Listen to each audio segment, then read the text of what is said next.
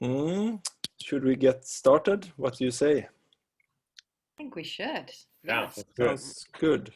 Into it. Then I'll just quickly like to say hello. My name is John Huntington, and I'm an international coordinator at Konstepidemien.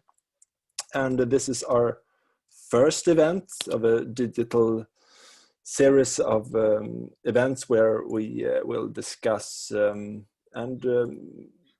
possibilities of artistic initiatives today, and also kind of how artist-driven initiatives address urgent societal issues today. So it's quite broad range, but and so today we're happy to have you here, and maybe Maria will introduce you a little bit. So I say welcome to you all. My name is Maria Magnusson, and I'm one of the members of the international groups.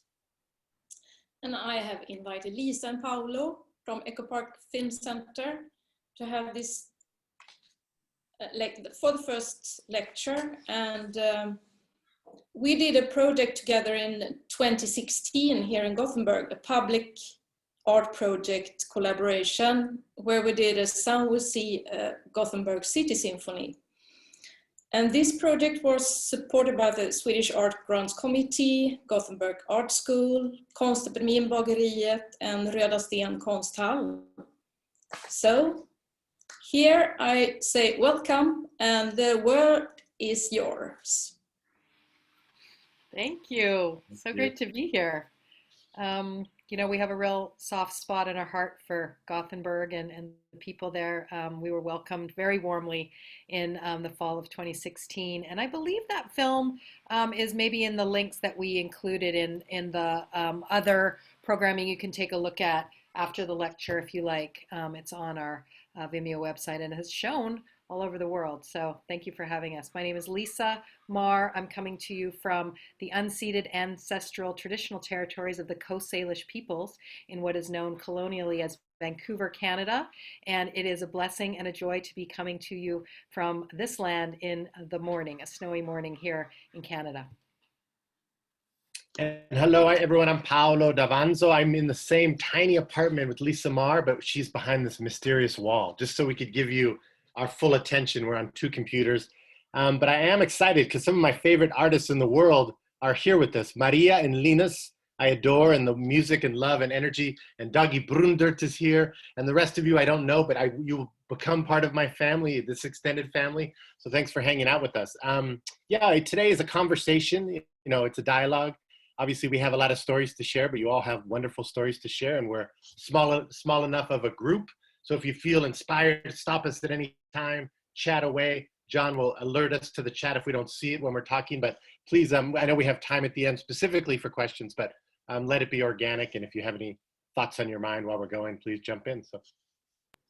Yes, we have about an hour together, so we thought we'd begin by introducing you to the Film Center for those of you who do not know much about us, and we'll do a little slideshow, and then we'll talk more specifically about initiatives and programs that have begun during the last year, during pandemic times. But as Paolo said, yeah, please feel free to just jump in anytime. You can throw it in the chat if you have a question or a comment, or even just unmute and say it, and we want to get to know everybody because we are a lovely small group. So I'm going to share my screen now and we'll tell you a little bit about Echo Park Film Center, the history of it, and we are celebrating 20 years this year. So can everyone see the screen? Just give us like a wave or a thumbs up. Yeah, okay, good, cool. Great. Oops, so sorry, I'm slide showing. I want to stop that, I think. Hang on. I don't want to slideshow, I want to just everyone have a look as we talk. Okay, so Paolo, do you want to take it away? Yeah, so a few of you we've been able to host. Dagi Brundert, Maria, we've had the good fortune of actually bringing to our space and doing residencies and workshops and other wonderful things. So some of you are very familiar. If you're not, we've been in this location 20 years. So this is our 20-year anniversary. It's on a very busy intersection of Sunset Boulevard and Alvarado Street. When I tell my Italian relatives we're on the corner of Sunset Boulevard, they think, oh my gosh, there must be movie stars in limousines driving down the street. But we're kind of in the working class part of Sunset. It's a 20-kilometer long street that goes from the beach to East LA. So that's the Echo Park Film Center facade.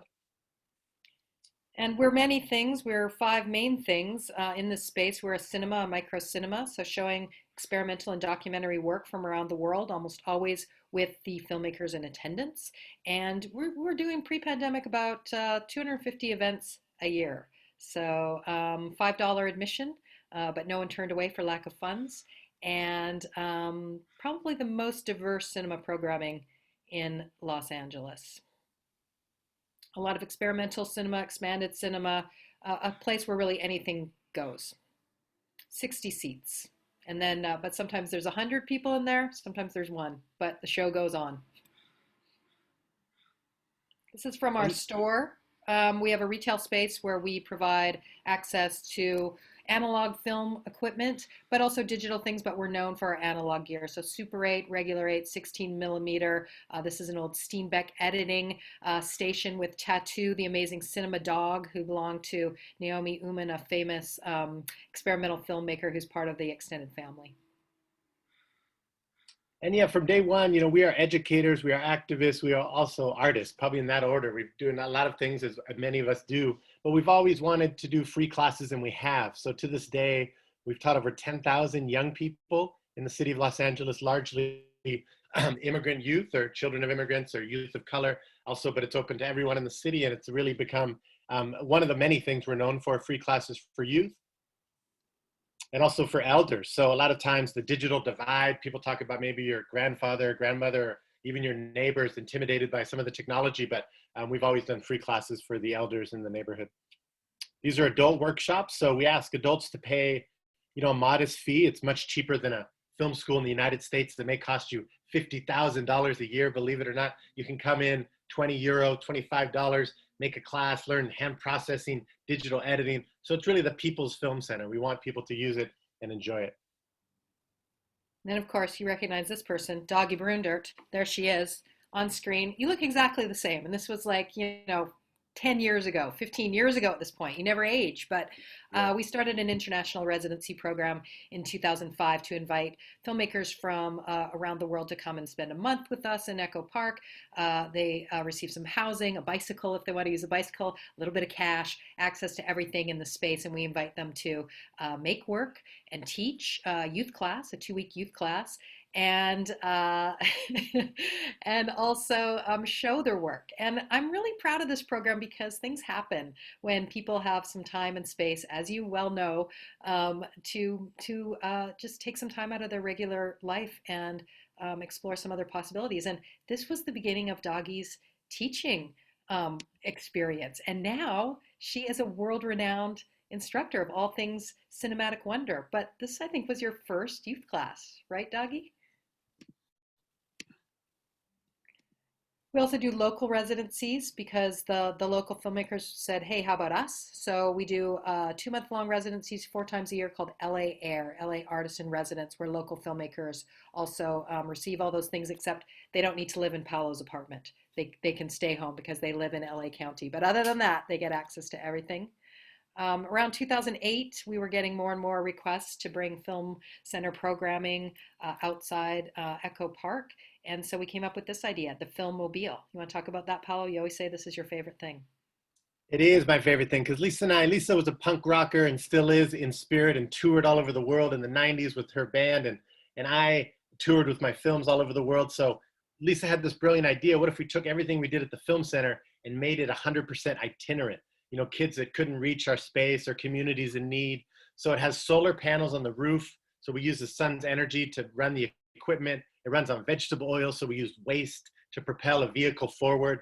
And this, you know, we always joke if it had wings or it could go on a boat, we would come over to Sweden, to Göteborg and visit you all. But it's been all through Mexico and Canada, across the United States many times. This is interesting because part of the mission is not just free classes, but to do take back public space. You know, we tell people, we set up in the parking lot, why pay money to go to a video store and then go home by yourself and watch a movie? Why don't you sit on the asphalt, on the cement, and watch a movie with your peers? We never get permission. We never ask, we never get licenses or permits, not because we're rebels, but because it's our space, it's our public.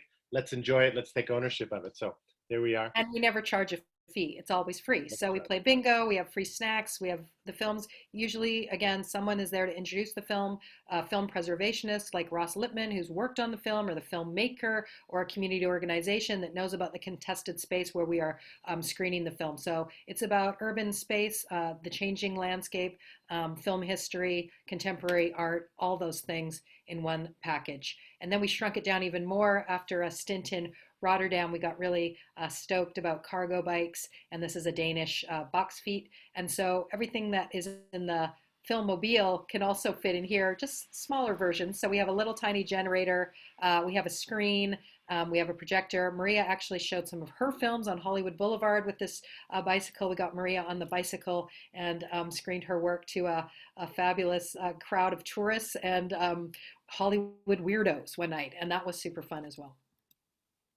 And then the newest addition is the LA Airport. It's a little trailer. Everything in that trailer is modular, so artists can live in that trailer anywhere they like in the city or the country. We did a big California tour with Doggy a couple of years ago in this trailer, and it's got rear projection screens on the inside, so it could be a screening room. We have blackout curtains. It can be a film lab, and it's a pretty comfy place to sleep and travel around in, and then we can use it for the workshops as well. So every day we were going to tiny small towns in rural California and doing free workshops in the day, free screenings at night, and celebrating Doggy's amazing body of work stretching way back to the 80s. This is some of the co-op members. We are run as a co-op. 20, usually around 20 members. Many of them are former students who came out of our youth program.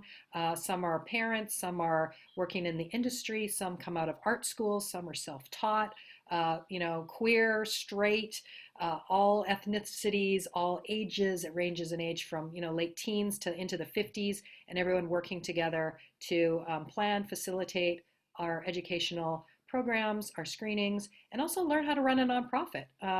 We are a nonprofit. We've been a nonprofit since officially since 2005. And part of the agenda is that everybody who comes through our organization should be able to leave and start their own arts organization if they so choose. You want to talk a little bit about EPFC North? For sure. And so we have we're going to wrap this first segment up in a couple minutes, and that'll be a breath. And if some of these things intrigue your curiosity, we could address them. But EPFC North, Lisa is originally from Vancouver, Canada. I'm originally from Italy, Mestre, just outside of Venezia. We fell in love, and like many good love stories, we've traveled the world making films, making art, and then the winds blew us back to Vancouver. In some ways, our heart and soul is still in Los Angeles.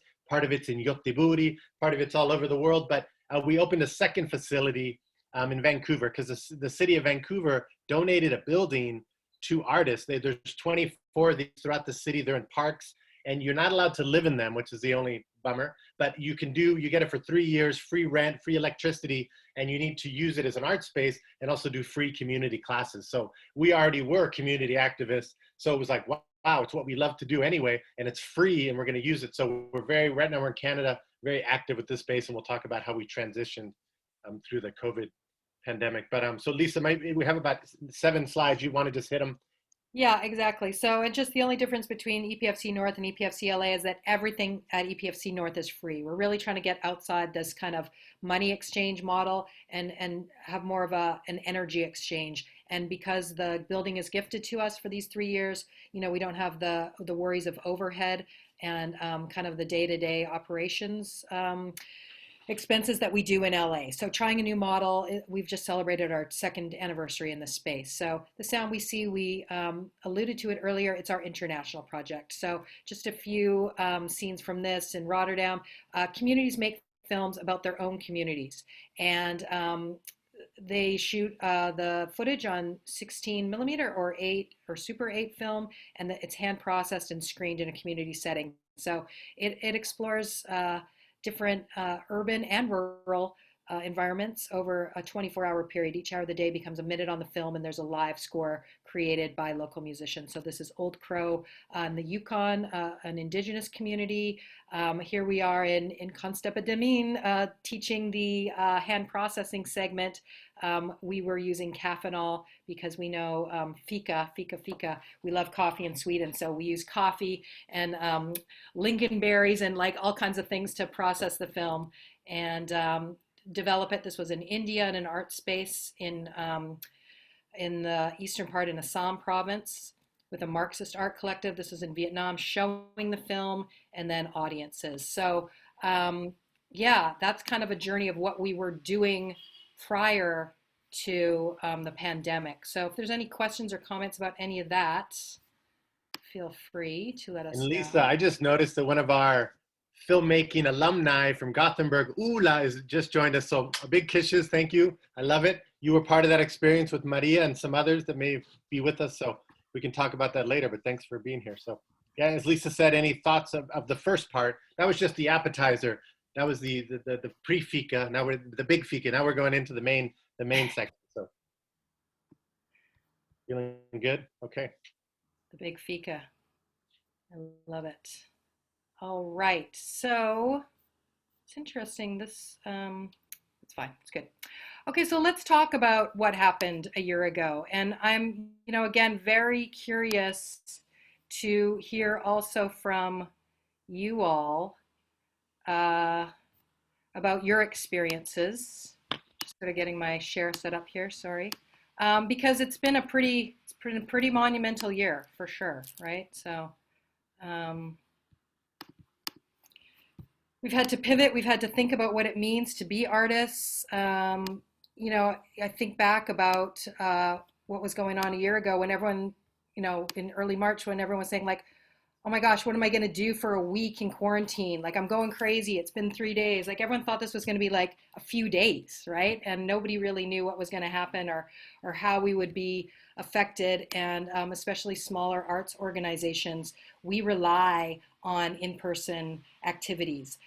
We rely on them for our business model, our nonprofit business model, because we are sustained through funding coming from screenings, from adult classes, and rummage sales and venue rentals and filmmobile engagements with other nonprofits and all these things, and all the money that comes in goes to the free programming. So it's all this, cycle that goes on. And when that was disrupted, it really threw us for a loop. And also, just as far as where our hearts are at, EPFC is about in-person engagement. It's about intimate exchange of ideas and thoughts and art and sitting together and hand processing.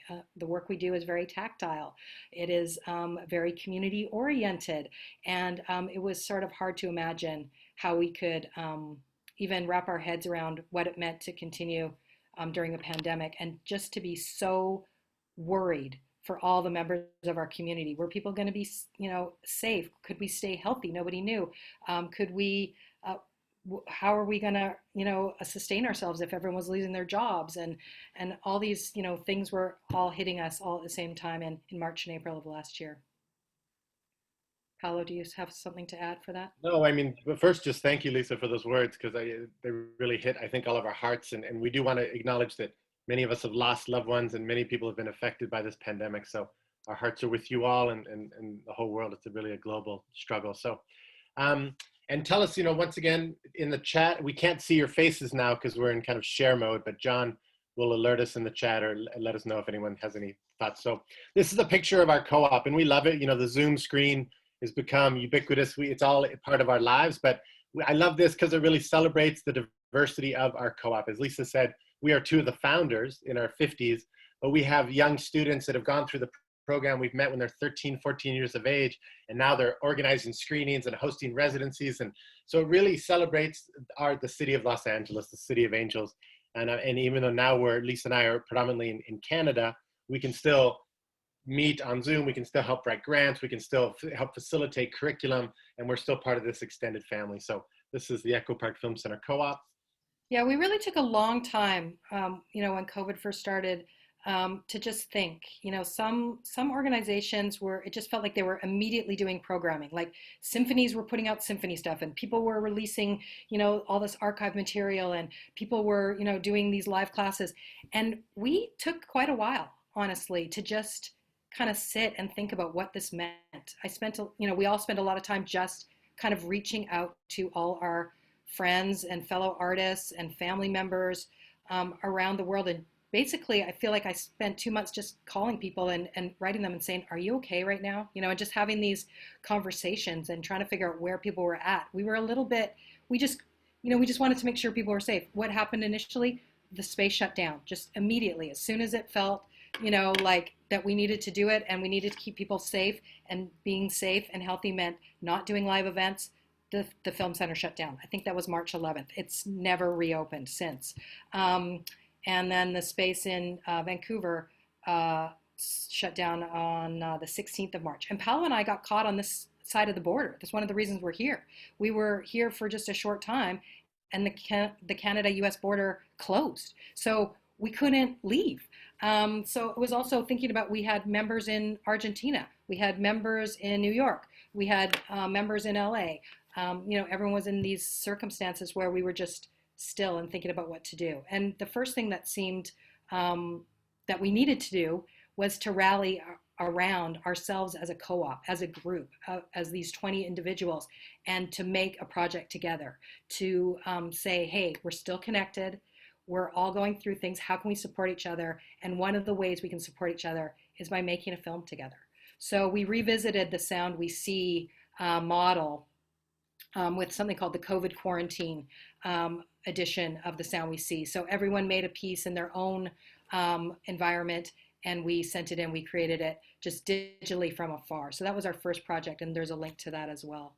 And that helped us just to connect and feel like, okay, we can still do things together, even though we're apart, even though we're confused and hurting and uncertain. What carries us through? It's our passion for communal cinema. So let's start there. And then we started getting invitations from schools to do online lectures, because of course all the professors and the teachers had to immediately pivot to an online situation. And if you're teaching tactile filmmaking, how do your students engage if they can't check out a camera? And again, international students, like suddenly there were, students in China, there were students in Europe, there were students in South America, there were students, in North America, and everyone was having to somehow figure out a way to come together. So this is a very simple project. Maybe Paolo, you can talk about this one a little bit. This is called the Photo Booth of Change, and it's a project we've done since we've met 20 years ago, where we ask people to do the change, symbolize and represent the change they want to see in the world. You may go to bars or discotheques, and you put your euro into the machine, and it takes 4 photos of you, and you put it on your fridge for memory. So it's like the activist version of that. We did a really powerful version of this in Göteborg with some colleagues of ours that were teaching Swedish language to new immigrants and Swedish culture. And we went and spent a day with these amazing people. I think Ulla was the one that set that up through her colleague, who was an educator, and was so powerful. We were in Gothenburg during the presidential election where the evil wizard Trump was elected, and we were in the beautiful country waking up in tears, as we all were. And it was such an intense time for the world. It's still an intense time, but some of those memories, this evokes some of those memories that we had of our time there. So yeah, normally we drive to a university in our magic bus, we'd sleep in the car, we do workshop for 2 or 3 days, but as Lisa said, all these professors and schools said, we still want the EPFC energy, but it needs to be done safely online. So that's what happened here. So, and just again, coming up with ways that people can make something together in a short amount of time and, be collaborating. Then we realized, well, if the cinemas are closed, we need to figure out new ways to bring cinema to the people. So we realized that our kitchen window was a perfect screen. So we just started screening films out our window in the kitchen on Thursday nights, and kind of language neutral films, and people would walk by in the street and just see projections. So we did that. There's the outside, the little heart. We were doing projections for Earth Day. We were doing projections, just celebrating different filmmakers from around the world, different themes. And then here's the field house also, projecting out the window there, because we weren't allowed to have any indoor programming or outdoor programming. We could not have any public engagements at all at the Fieldhouse because of, City of Vancouver health and safety protocols, which of course we were definitely wanting to follow. But we were able to, sorry, my cat just did the cinema, so I'm going to go the other way. So we're going to go very quickly back. I got a cat here. You know how cats love to do the cinema? I'm going to stop sharing for a second, reboot here. Yeah. So Paolo, maybe you can just sort of talk about the window screenings for a sec. Yeah, to feel safe and to feel secure, the numbers of COVID cases in Vancouver were much less. The smaller population, perhaps the traditions of Canadian governance and other things. So we could do a lot of things outside. We could still work with people, but there did come a time where the city discouraged any in-person activities. So we wanted to still celebrate the power of cinema. So we started rear projecting, right? The park, and our apartment was amazing because we live in a very kind of bohemian part of town, and no joke, sometimes there'd be families sitting on the curb, like watching the movies from the street. It was quite beautiful. And then this park is also in a largely immigrant neighborhood, predominantly Punjabi populations from northern India. And so a lot of families also would be in the park with their kids playing at night, and they would sit and watch these movies. So it was a wonderful way to continue our tradition of itinerant cinema at a safe and manageable way. So.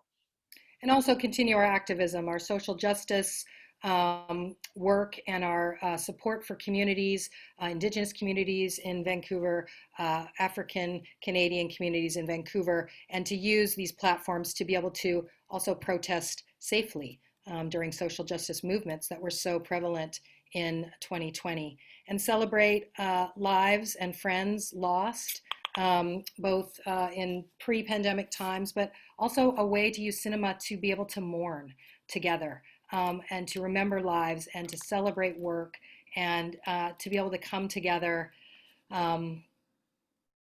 just to go through these processes. There's been so much grief and so much loss and so much mourning, and how do we do that? Can we somehow still figure out ways to come together and celebrate these bright lights that have really moved us? This is filmmaker Haruko Tanaka. As I said, we really didn't know how we could possibly do EPFC programming when so much of EPFC programming is about being together in the same place and sharing. And, I really felt defeated for a while. I just thought, this is never going to work. What can we do?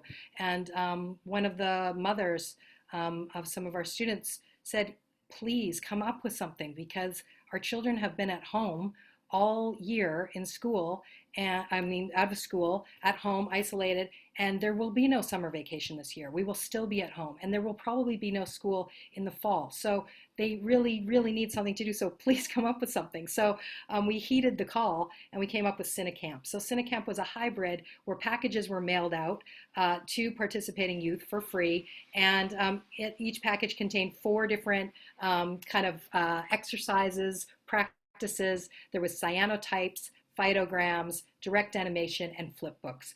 And each week we met on Zoom. This was our first online class. We met on Zoom on Monday, and we talked about the process, and then everyone would go off and make, and we'd meet again on Thursday, and everyone would do a show and tell. And, I thought I was going to hate it, and I loved it. It was so amazing. It was so inspiring, and everyone was out making and showing and chatting, and all of a sudden, just all this energy was coming through, and it was really beautiful.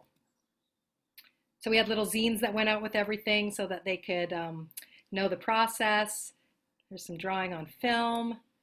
And then we were able to, by the time the workshop ended, we were actually able at EPFC North at Moberly Fieldhouse to once again have outdoor programming. So we were actually able to have an end of the session party, social distance, physical distance party outside, where we hung up the art between the trees and celebrated. That led to another class called Decay, where we mailed out found footage. And Paolo and I had been doing our own practice of putting film in our compost heap every week. So we have a COVID compost film where everything was just slowly disintegrating as it felt like the world was falling apart. So was the film. And it was a way to kind of take the anxiety of the moment and to see where it took us. And some of it turned out, quite unexpectedly beautiful. And then we also did an activist workshop for youth. So it was again, election time once again. So youth were invited to meet online, and we would do all kinds of things. We would make memes, we would make short films, we made haikus out of the front page news of the New York Times. There was all kinds of things that we did just weekly to activate and talk about the power of youth in changing the world. It was a time where a lot of people felt powerless, and sometimes to use cinema and just the act of being together online to make something is empowering. And it did feel like we sort of had some control over our future in that way. Yeah, so this, to be playful, we're an all ages facility. So sometimes we have makers that are 2-3 years of age, and sometimes elders 80, 90, years of age. So a physical symbol of distance for the kids. Everyone loves an owl. So we kind of understood that, remain safe. Let's work with masks on outside. So Oscar the Owl was our mascot for a while. And we provided free gloves and free masks, so we could be safe and still gather. We have 2 gardens at the field house. One of them is a cinema garden where we're growing plants. That's Doggy's flower recipe. And we're growing plants so that we can use them for homemade non-toxic developers. And this is phytograms, a process developed by Carl Doing. We had 90 kids come for a summer camp and made phytograms outside. We did workshops for all ages. Everything's always all ages at EPFC North. So this was a stencil making class. We are doing another Sound We See project.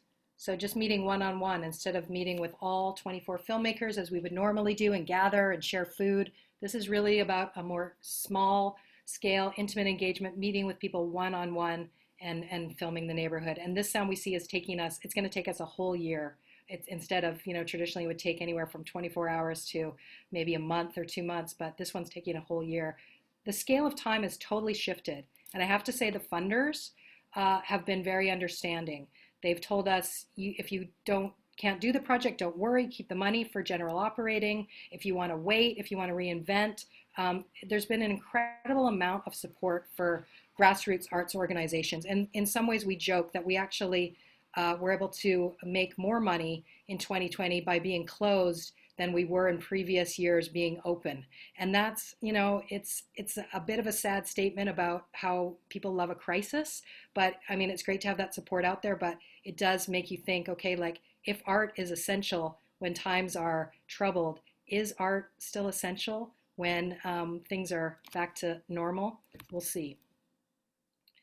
So again, just masked up and processing film. Outdoors, we were able to do everything we did indoors, outdoors, just take it all outside and, distance and keep processing with your mask on and just enjoy the sunny days. It's quite beautiful. Everyone was wearing gloves.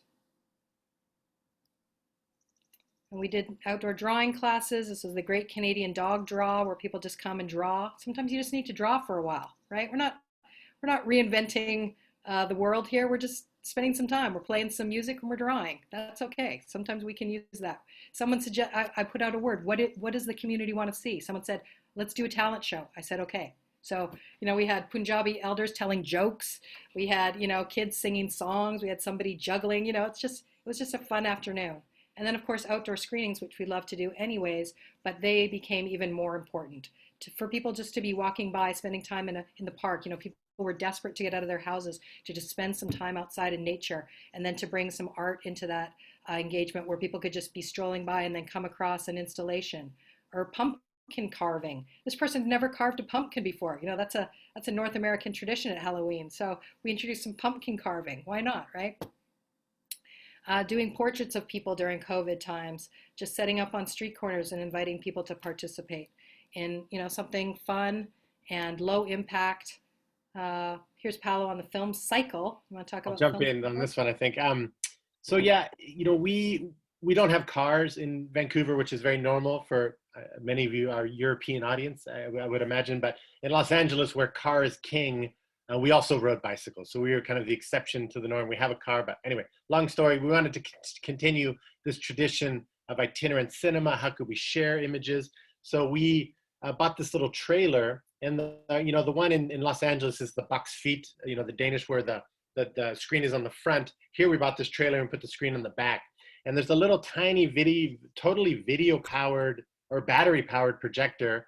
Before we'd have a gas powered generator, and we have all these cables because the technology wasn't there. But now this little thing, it's the size of a book, and the sound is amazing. The speaker's amazing. So we ride around the streets of Vancouver and show movies. And oftentimes people ride behind us. So we're like a pack of bicyclists riding bicycles through the streets and watching movies as we go. It's amazing. And then for people with maybe mobility issues, or if you can't get on a bicycle, we tell people where we're going to be, and we set up in a park for 20, 30 minutes. People watch the films, and then we ride to the next location. So that's become my new favorite thing, because I don't have the bus here and I don't have our bicycles. So this is our new favorite activity. And once the snow melts, we'll be back on the road.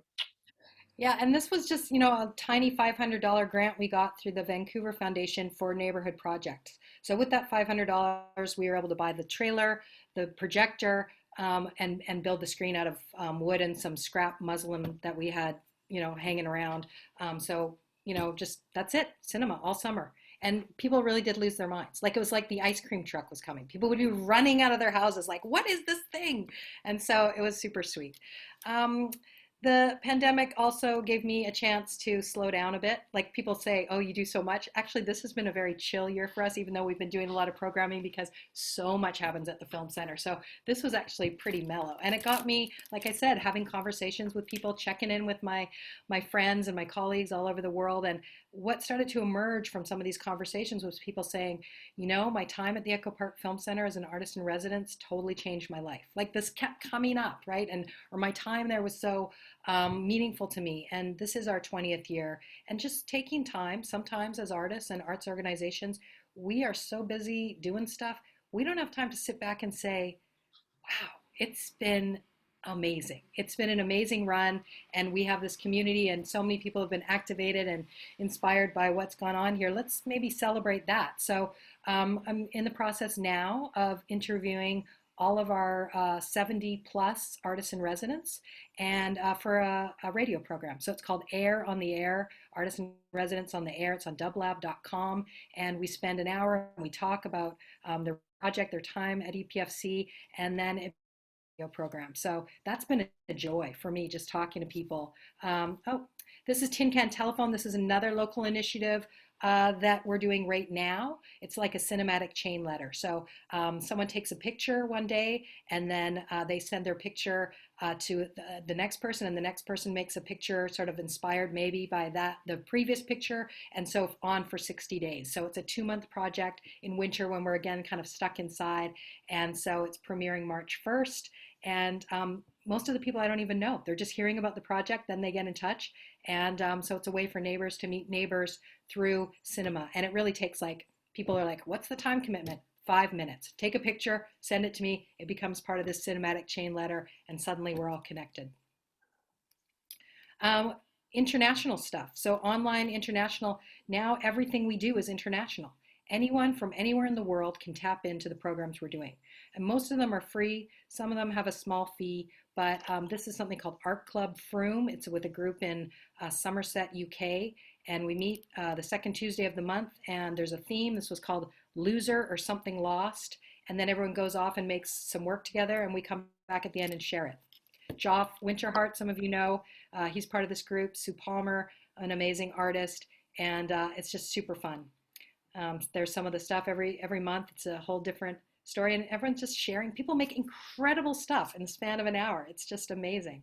Film Friends, of course, is our international chat once a month that's free, and eco image makers from around the world each give kind of an informal presentation, and that's been incredible. We generally have between 30 and 50 people pop in for that.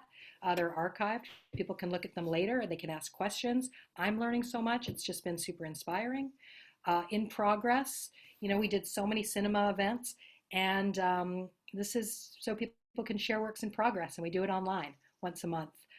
just to kind of get some feedback on your work. Because if you are still working in the pandemic, it can seem very isolating and alienating to just be working. And one thing we love as artists is to exchange ideas and get feedback. So that's a way we can do that, by sharing online. I think there were some other slides here. I'm going to see if I can find them. What's this one? This is Cinecooks, also inspired by Doggy and her eco-processing wonderland. I thought, how am I going to be able to teach, eco-processing or any kind of analog processing online? Well, let's try it. So we send out the recipes. Each month is a seasonal recipe. We started in January with Christmas tree needles, because everyone had their Christmas trees and they threw them all out on the curb. So in January, we foraged for those and made a pine needle developer. And people just process along at home. It's like a cooking show. And last month was hibiscus for Valentine's Day.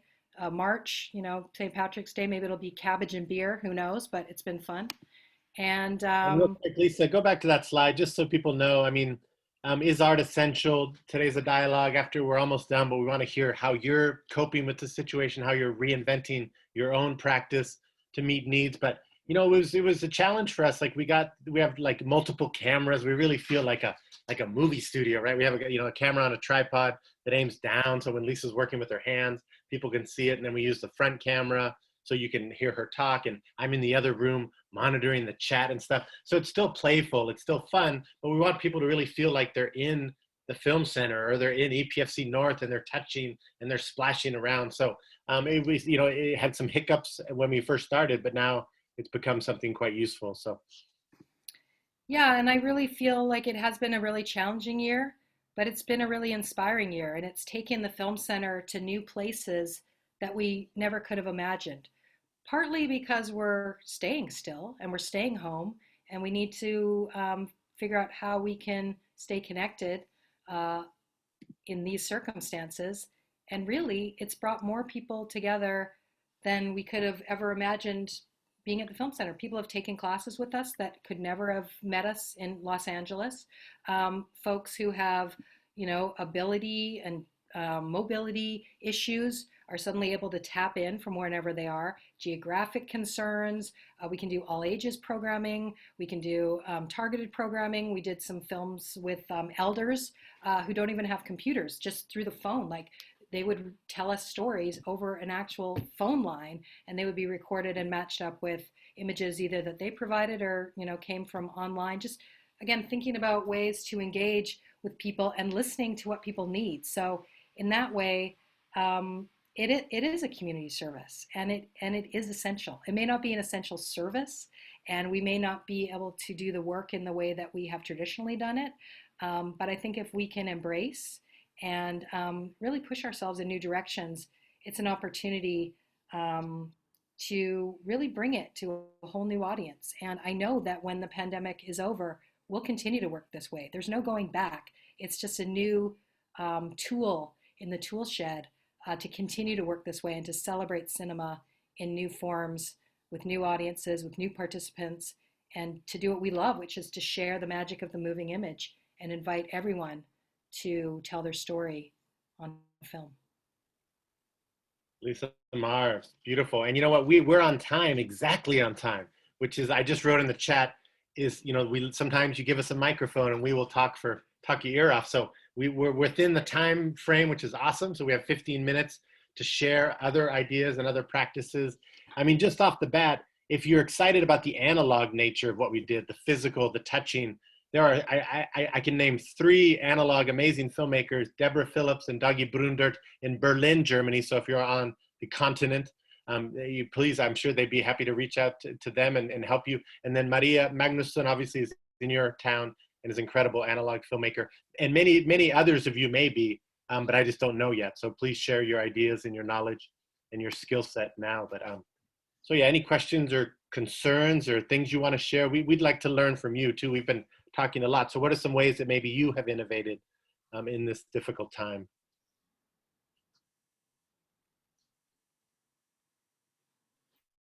I like the comment about, is it about unlearning and relearning? And I think, yes, I think that is true. I think it's giving yourself the permission to say, I don't know what to do right now, and to take a step back. Like oftentimes there's a lot of pressure to immediately come up with a statement, a plan, an idea, and I think sometimes we don't know, and it's okay to just sort of let it percolate and to say, yeah, I need to go find a new path, and I don't know what that is, and I'm going to listen, and hopefully it, it emerges, and yeah, relearning and just embracing and being okay. Like I used to be really about frameworks and deadlines and delivering what we said we were going to do when we said we were going to do it. All that's out the window. Like if the youth class, if the kids want to come to some of the sessions and then they can't make it to some of the sessions, no problem. Like if we're 2 weeks late, who cares? It's not the end of the world. Like it's just a whole new way of being and celebrating and just being in this moment, and being kind to each other and to yourself. Can I ask a question? Hi, thank you so much, Lisa and Paul. This was amazing. I mean, I knew about some of your work from Maria, but this was, overwhelming, fantastic to hear about all these projects and seeing all the images. And I want to ask you a bit about how, because you seem to work with this community service in different ways on how you meet people. It's like before the pandemic, you might have been sort of the magnet in the area, or like attracting people through this particular place, showing films, but and doing workshops. But I'm thinking you seem to have different tactics, like you would invite for workshops, and I'm a little bit interested on how formal or disciplined that kind of participation is. But I'm also really interested in how you seem to engage also by just getting out there and like meeting people, very sort of informal. And I'm very interested in that kind of tactics, and I would really love to hear a little bit more about how you think about that kind of undisciplined participation, or yeah. Paolo? Beautiful. Well, first, thank you for your comments and your kind words. I think Lisa and I have been making art and music and engaging with the community for over 30 years. We're now in our mid-50s, and we love celebrating life and celebrating cinema, but we really feel like we are more excited about hearing other people's stories. And I think that's where our heart lies. Like, we make art and we make music and we love our art and we love our music, but I think I've come to a point where let's share, let's bring in as many people as we can. Let's share the storytelling apparatus, and let's hear the stories of maybe people that traditionally have been marginalized or haven't been given the same tools or same access to share their stories with the world. And so inherently, I think that's where we come from. And I'm not speaking for Lisa, but I'm sure she'll elaborate. And how does that manifest in so many ways? With the tin can telephone, this recent project I love, we made these little simple postcards, and Lisa went around to every door in the neighborhood and just put it through the mail slot, right? Some people thought it was junk mail and probably threw it away. But other people, we get these emails and these phone calls like, I've never made a film. This sounds so much fun. Can I do it? And we're like, yes, you can. Yes, you can. And so we've not only met all these incredible neighbors, now on the March 1st, we're going to have this premiere, and I have a feeling like people are going to be sticking their heads out the windows and waving like you're the person I've walked by for 20 years but never said hello to, right? So it's as simple as that. It's this simple gesture that can become the grand gesture. I mean, that's one way. I'd love to hear, Lisa, some other thoughts. Yeah, I loved your phrase, like undisciplined, recruiting or whatever. It's undisciplined. We are undisciplined. And it really comes from the heart, like I find that sometimes the more you try, it's kind of that wabi-sabi thing that we all know about, but like the more you try, the harder it is. And sometimes if you just make the space, keep your heart open and welcome, the people find you. When the teachers are ready, the students appear. When the students are ready, the teachers appear. And so it goes. So if we ready ourselves, it just sort of works out. But, partnerships are at the heart of what we do. We are not kind of an island unto ourselves. It's about, community partnerships. It's about organizational partnerships. It's about educational partnerships. It's everything. So, we spend a lot of time just seeing what other organizations are doing, and being part of the audience for that and supporting everybody else in hopes that we can all come together sooner or later, and that's what keeps it flowing, especially in tough economic times. If you can partner, it makes your project that much stronger. So I love the way you managed to transit this kind of energy and way of working into more sort of digital, global, but still also outdoors, local kind of methods and tactics. So yeah, thank you. thank you. Yeah, that was really the challenge that I didn't think we'd be able to do, but I was surprised, and again, just when people say thank you, like people actually weep at some of the workshops, like they cry, like it's very touching and it's very heartfelt, and people just really, really need this time together. And is it perfect? Is it optimal? Maybe not, but for some, maybe it is actually. And maybe, again, it's another population maybe we weren't paying enough attention to before. And now that we've had to, again, people with disabilities and mobility issues, they're actually the experts in this time we're living in right now. So let's hear from them, right, about how to engage when you have barriers that need to be overcome, and just kind of get on with your art. That's the inspiration right now. So yeah. And talking about inspiration, we have Mo from the Larry Spring Museum in the chat. Incredible space, incredible artist in Fort Bragg, Northern California, by the ocean. Dagi Brundert, Lisa and I have all spent time there and done screenings. I think Mo joined us a little bit late, but John from Konst Epidemien can verify that, yes, this will be available eventually online. I think the message is she hopes to share it with some of her community. So I think that's what you said early on. So, yeah. And also just throwing out an invitation to people here today and people that like, let's collaborate, right? That's what this is all about. That's why we're all here. We're all artists. We're all doing things. And so if you have any ideas, just let us know. We're only a Zoom away. Does anyone want to speak from their own experience? Some of the ways their practice has changed in these challenging times. If maybe some things that we haven't thought of that we can share with each other.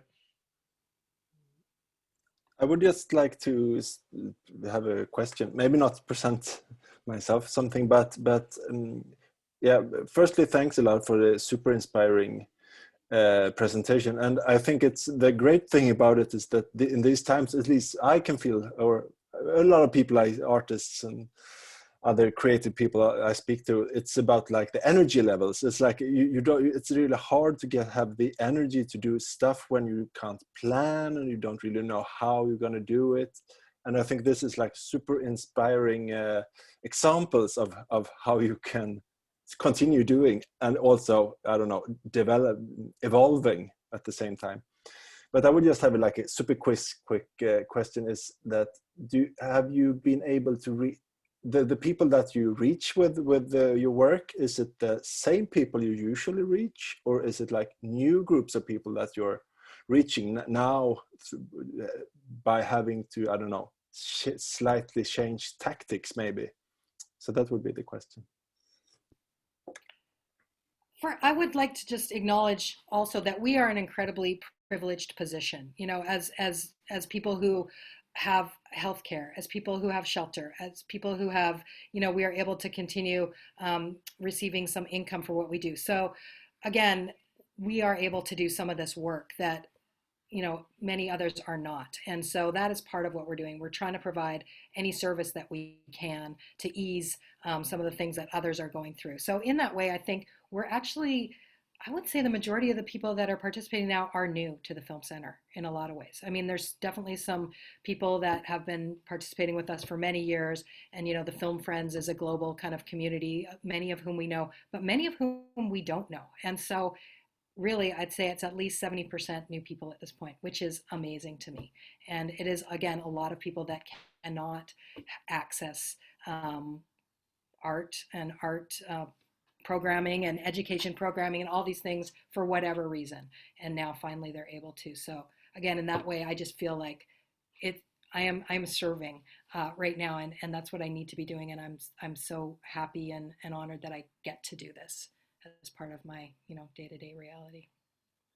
Yeah, and the project that we mentioned very briefly, but last fall, We worked with elders or seniors, people, we didn't check their IDs, but they were mostly in their 70s, 80s, some in their 90s.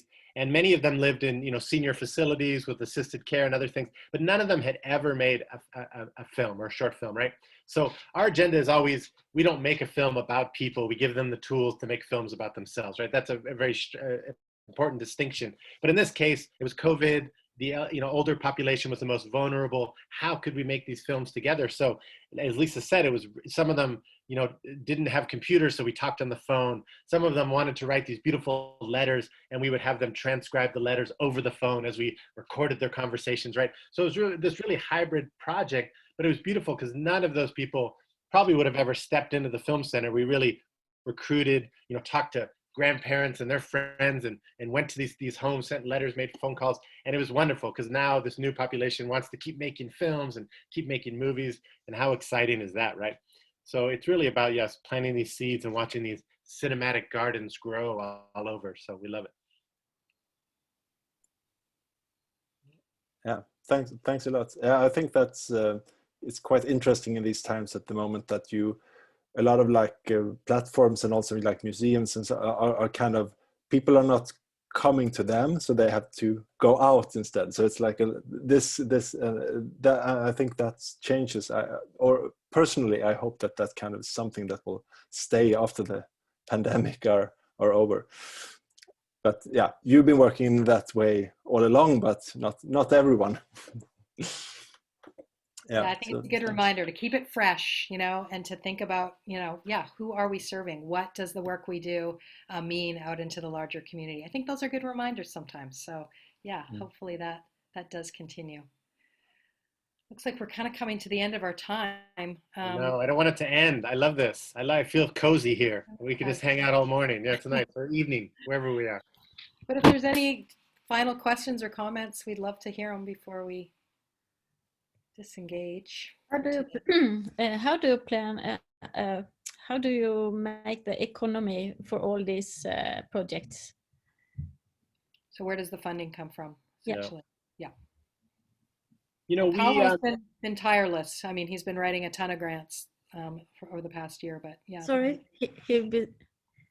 Yeah, it's a much longer conversation, but the first 10 years that we existed, the Film Center, Lisa and I never took a salary or wages, but we were teachers, and Lisa worked in museums, and we hustled to propel the vision forward, right? And we were not martyrs for the cause, but we just felt that all the money earned should go back to the organization, back to the community.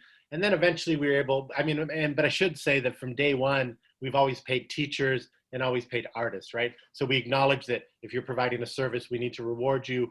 But it's all been through grants and the kindness of strangers. And in Los Angeles, some days people would come in and say, oh, my neighbor passed away and he had these beautiful cameras. Do you want them? And it would be, oh, my mom used to make movies. This is her old projector. Do you want it? So it was a lot of kind of benevolence, random strangers giving us things.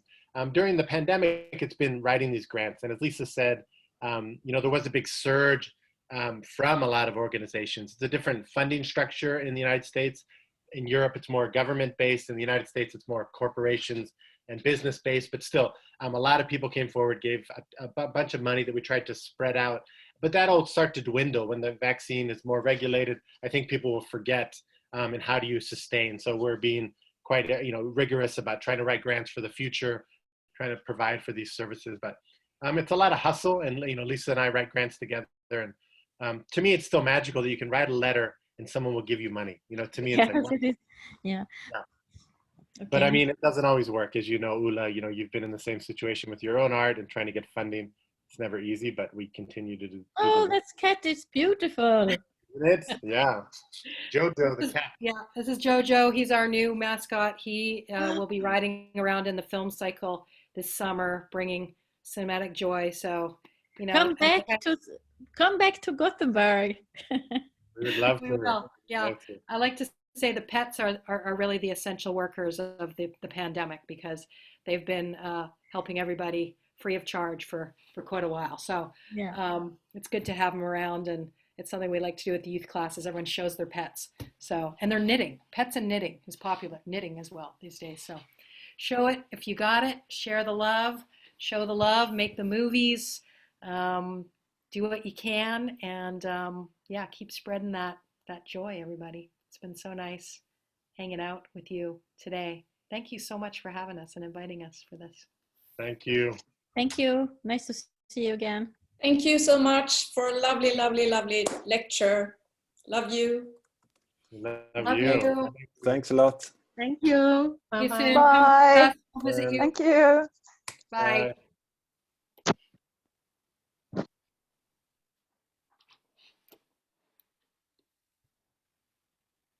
Yeah, I'm waiting.